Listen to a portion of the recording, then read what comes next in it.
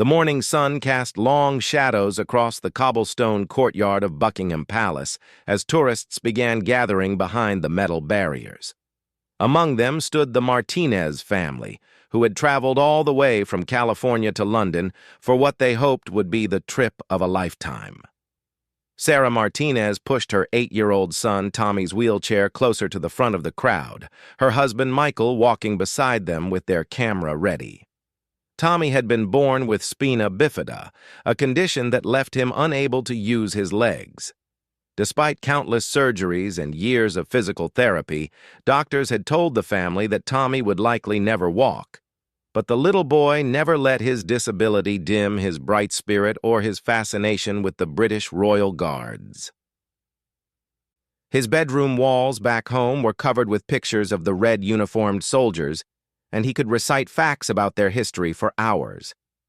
"Mom, do you think I'll really see them up close?" Tommy asked, his eyes sparkling with excitement as he clutched a small British flag in his hand. His voice carried the innocent hope that only children possess, even in the face of life's greatest challenges. "I hope so, sweetheart," Sarah replied, gently smoothing his dark hair. She had spent months planning this trip, working extra shifts at the hospital where she worked as a nurse to save money. The family had dreamed of this moment ever since Tommy first became fascinated with the Royal Guards after watching a documentary about them on television. The crowd grew larger as the changing of the guard ceremony approached. People pressed forward, trying to get the best view, and Sarah found herself having to maneuver Tommy's wheelchair carefully to avoid being pushed back. Michael noticed his wife's struggle and moved to help shield them from the crowd. As they waited, Tommy began telling everyone around him about the Royal Guards. "Did you know they have to stand perfectly still for hours?" he explained to a young girl standing nearby. "And their hats are called bear skins, and they're made from real bear fur from Canada." His enthusiasm was infectious, and soon several tourists were listening to his impromptu history lesson. An elderly British woman standing next to them smiled warmly at Tommy's excitement. "You certainly know a lot about our guards, young man," she said in a gentle accent. "Have you been studying them for long?" "For 3 whole years," Tommy replied proudly. "Ever since I saw them on TV? I read every book I could find at the library, and I even wrote a school report about them. My teacher said it was the best one in the class." The woman's eyes twinkled with delight. "Well, I think you might just be our youngest expert on the Royal Guards," she said, reaching into her purse and pulling out a small commemorative pin. "This is for you, dear. My late husband was a guardsman many years ago." Tommy's face lit up as he accepted the pin, carefully attaching it to his shirt. "Thank you so much. This is the best gift ever." The pin featured the distinctive bear hat and crossed rifles that symbolized the Royal Guards, and Tommy traced the design with his finger reverently. As the ceremony time approached, the crowd's excitement grew palpable. Tommy had positioned himself at the very front of the barrier, his wheelchair allowing him a clear view of the courtyard. His parents stood behind him, Sarah's hand resting protectively on his shoulder, while Michael prepared the camera to capture every moment. "Here they come!" someone shouted from the crowd, and Tommy's head snapped up with anticipation. The sound of perfectly synchronized footsteps echoed across the stone courtyard as the guards began their march. Tommy watched in absolute wonder as the tall figures in their iconic red tunics and towering black hats approached. The precision of their movements was mesmerizing. Each guard moved as if connected to the others by invisible strings, their boots hitting the ground in perfect unison. Tommy had seen this ceremony dozens of times in videos, but witnessing it in person was beyond anything he had imagined. As the guards drew closer, Tommy noticed something that made his heart race. One of the guards, slightly taller than the others, seemed to be looking directly at him. The guard's eyes, barely visible beneath the shadow of his bearskin hat, appeared to make contact with Tommy's for just a moment. Guard James Wellington had been serving in the Queen's Guard for 5 years, and he had performed this ceremony hundreds of times. But today, something was different. As he marched in formation, he caught sight of a young boy in a wheelchair at the front of the crowd. The child's face was absolutely radiant with joy and admiration, and something about his presence touched James deeply. James had joined the Royal Guards after his own difficult childhood, finding purpose and belonging in the military structure and traditions.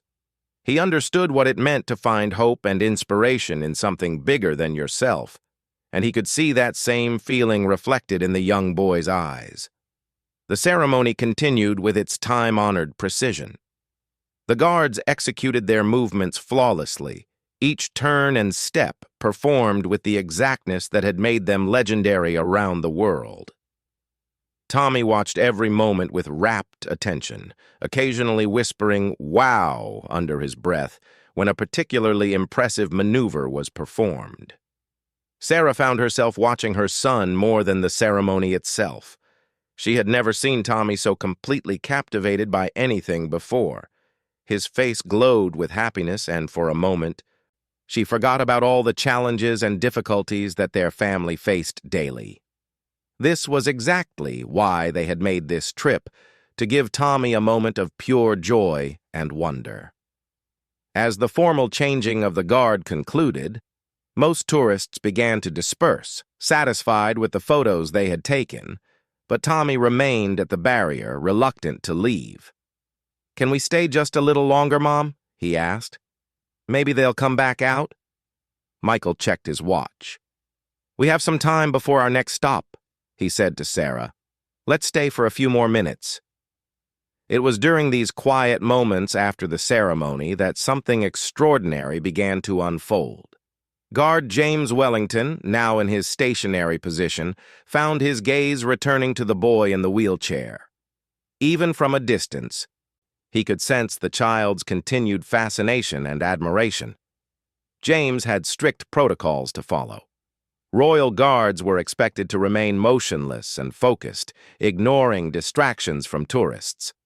But there was something about this particular moment, about this particular child, that made him feel as though something significant was about to happen.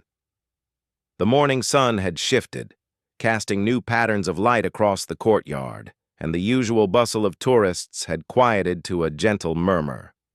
Tommy continued to watch the stationary guards with unwavering attention, studying every detail of their uniforms and posture.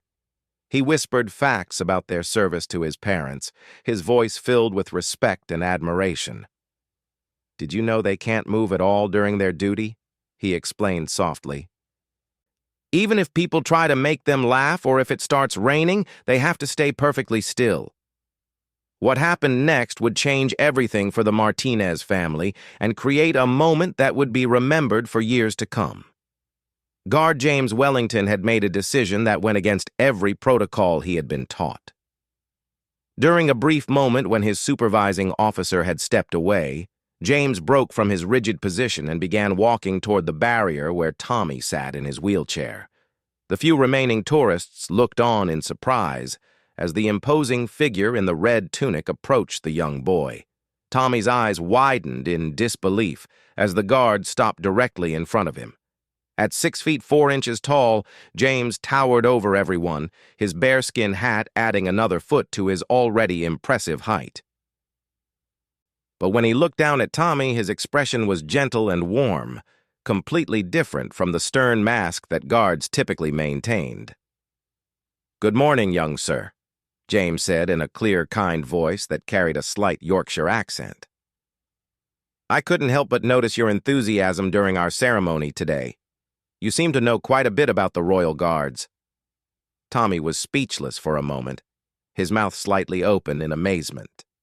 Sarah and Michael exchanged glances of surprise and concern, unsure of what was happening but sensing that this was not a typical interaction. I do know about you," Tommy finally managed to say, his voice barely above a whisper.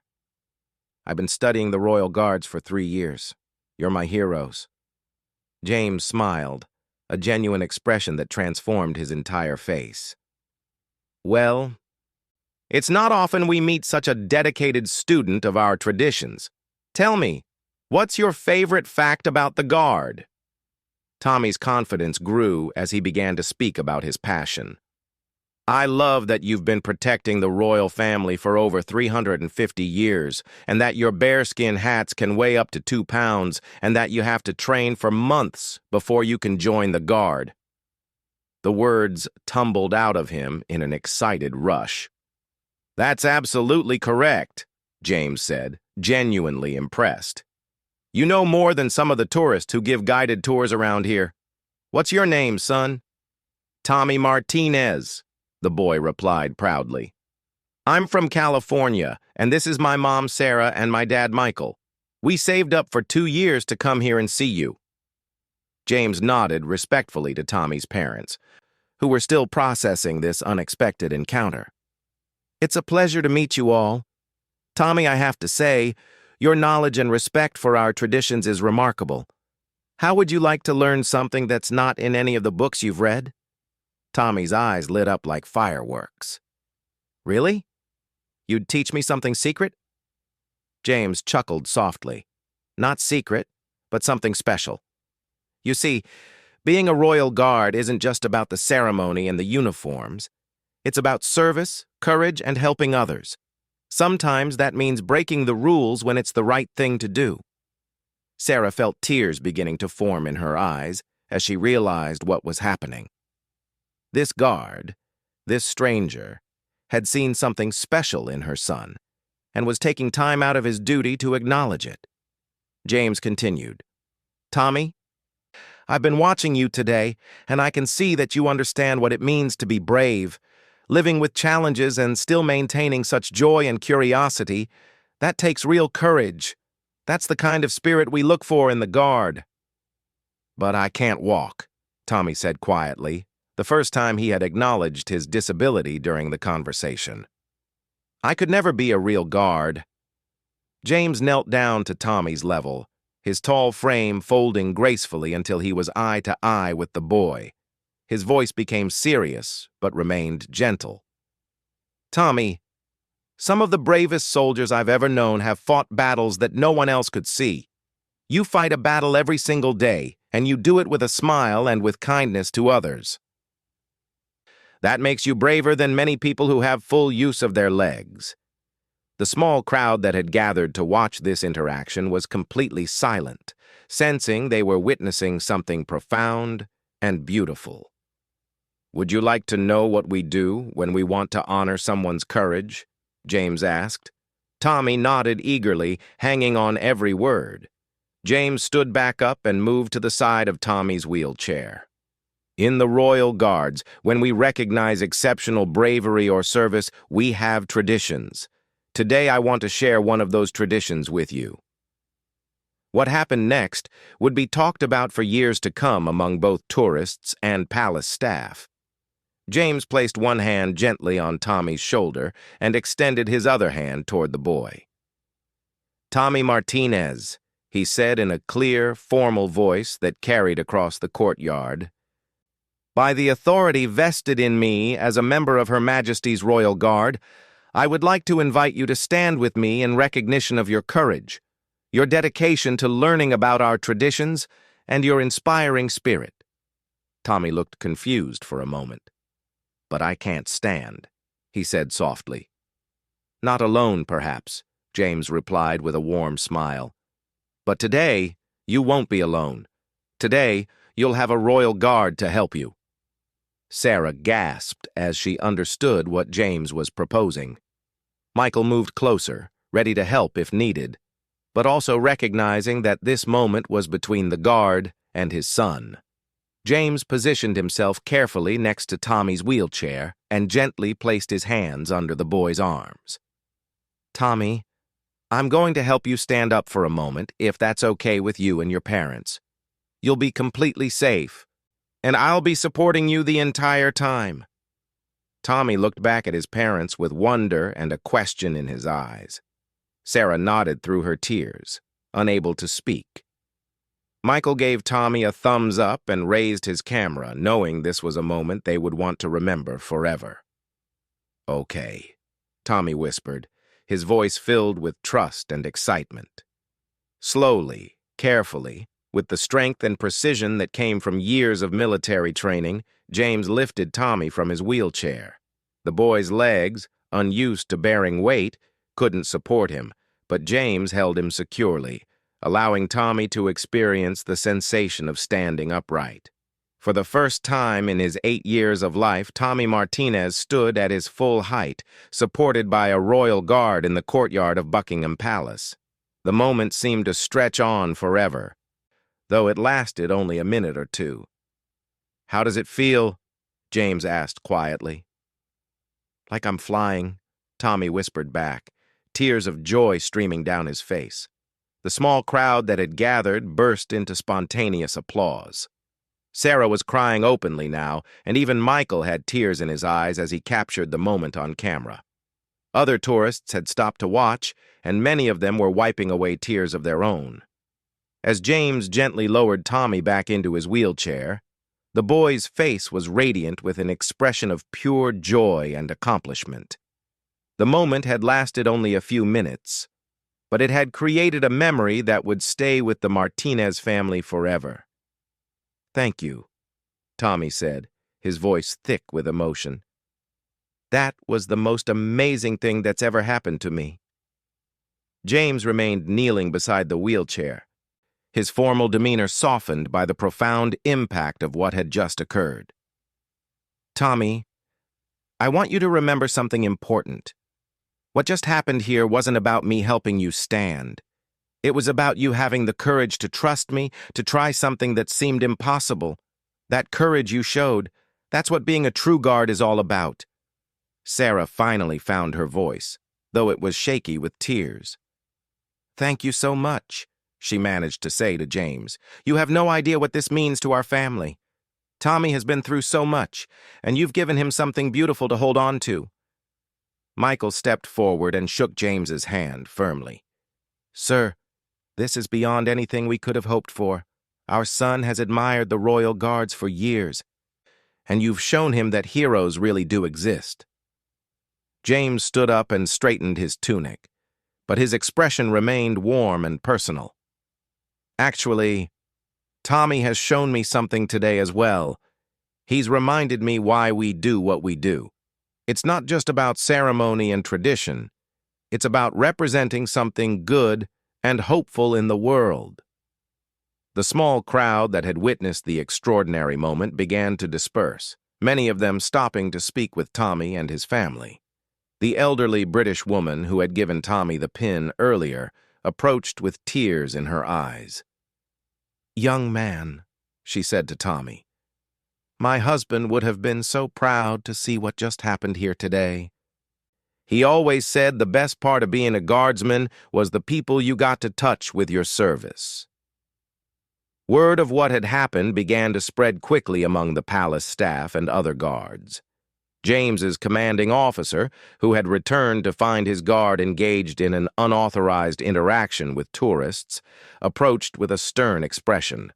But as he got closer and understood what had taken place, his demeanor shifted. "Wellington," the officer said quietly, "you know you've broken protocol here." "Yes, sir," James replied, standing at attention. "I accept full responsibility for my actions." The commanding officer looked down at Tommy, who was still glowing with happiness, and then back at James. After a moment, his stern expression softened slightly. "Sometimes, Wellington, the most important protocols are the ones written in our hearts, not in our manuals. Carry on." As the officer walked away, James turned back to Tommy and his family. "I'm afraid I do need to return to my duties now," he said. "But before I go, I have something for you." James reached into his pocket and pulled out a small metal pin, his personal Royal Guard insignia that he wore on his dress uniform. "This is for you, Tommy. It's not something I'm supposed to give away, but I think you've earned it more than anyone I've ever met." Tommy accepted the pin with reverence, holding it as if it were made of the finest gold. "I'll treasure this forever," he promised. "I know you will," James replied. "And Tommy, I want you to remember that being brave doesn't mean you're not afraid or that you don't face challenges. It means you face those challenges with your head held high and your heart open to others. You've shown me more courage today than I've seen in many soldiers." As James prepared to return to his post, he had one final surprise for the family. "Before I go, would you like to see something special? Something that tourists don't usually get to see?" The family nodded eagerly, still amazed by everything that had already happened. James led them to a quieter section of the courtyard where other guards were stationed. "Guards," he called to his fellow soldiers, "I'd like you to meet Tommy Martinez, an honorary member of our unit." What followed was unprecedented in the modern history of the Royal Guard. One by one, the other guards broke from their formal positions to shake Tommy's hand and welcome him. Each guard shared a few words with Tommy, and several gave him small mementos, buttons, pins, and even a signed photograph. Tommy was overwhelmed by the attention and kindness. He had gone from being a young boy who could only dream about meeting a royal guard to being welcomed as an honorary member of their brotherhood. As the family prepared to leave the palace grounds, word of Tommy's story had somehow reached the palace staff inside. A palace aide approached the family with an official envelope. "The palace staff heard about your son's visit today," the aide explained. "We'd like to invite your family back for a private tour tomorrow morning if you're available. It's not something we typically offer, but Tommy's story has touched many people here today." Sarah and Michael looked at each other in amazement. This trip, which they had saved for so long to take, had exceeded their wildest dreams. That evening, back at their hotel, Tommy called his grandparents back in California to tell them about his day. His excitement was infectious as he recounted every detail of meeting James and standing up for the first time. "Grandpa, I actually stood up," he exclaimed into the phone. "A real royal guard helped me stand up, and it felt like I could touch the sky." The story of Tommy and Guard James Wellington spread far beyond that day. Michael's photographs and video of the moment were shared on social media, where they quickly went viral. People from around the world were touched by the kindness and compassion shown by the Royal Guard. James, who had expected to face disciplinary action for breaking protocol, instead found himself commended by his superiors for exemplifying the finest traditions of service and compassion that the Royal Guards represented. The Martinez family's remaining days in London were filled with special experiences that had been arranged by various people who had heard Tommy's story. They received invitations to visit other historic sites, and everywhere they went, Tommy was treated with special kindness and respect. But perhaps the most meaningful outcome of that day was the lasting friendship that developed between Tommy and James. They began corresponding by email, with James sharing stories about his duties and Tommy sending updates about his life in California. James became a mentor and friend, encouraging Tommy in his studies and his physical therapy. Months later, when Tommy's story was featured in a national magazine, James was quoted saying, "People think that day was about me helping Tommy stand up, but the truth is, Tommy helped me understand what it truly means to stand tall. He showed me that real strength comes from facing life's challenges with grace, courage, and an open heart." The pin that James had given Tommy became one of the boy's most treasured possessions. He kept it on his bedside table, and whenever he faced difficult days with his physical therapy or felt discouraged about his limitations, he would look at the pin and remember the day he stood tall with a royal guard. Tommy's story became an inspiration to many other children facing physical challenges. He began speaking at schools and hospitals, sharing his message that courage comes in many forms and that everyone has the ability to stand tall, regardless of their physical circumstances. The day that began as a simple tourist visit to see the changing of the guard had transformed into something much more profound, a reminder that extraordinary moments can emerge from ordinary encounters when people choose kindness, compassion, and human connection over rigid rules and expectations. And somewhere in London, Guard James Wellington continues his duties, carrying with him the memory of a brave 8-year-old boy who reminded him why service to others is the highest calling of all.